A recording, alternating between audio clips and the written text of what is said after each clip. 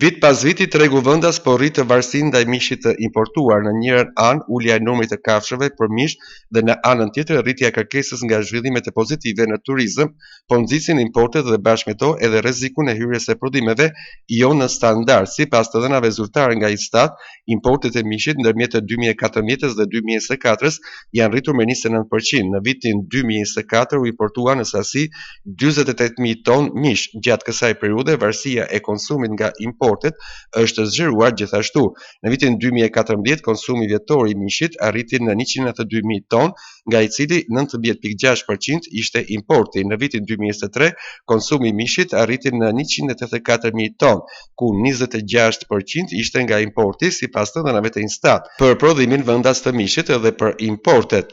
Rritja e varësisë nga importet e mishit lidhet me kurrin e bletërisë në vend. Përgjatë 2014 dhe 2023 numri i krerëve të gjetit ka pësuar rënje me 47%, të imtat me 34%, ndërsa derrat me 33%. Ritmet e rënjes janë filluar sidomos pas pandemisë. Një numër fermash të vogla blegtorale kanë falimentuar nga emigracioni i lartë i të rinjve dhe plagja e paksimi i popullsisë në fshat. Kërkesa për konsumin e mishit është rritur vitet e fundit, ndërsa numri i popullsisë është paksuar me 15% ndërmjet 2011 dhe 2023.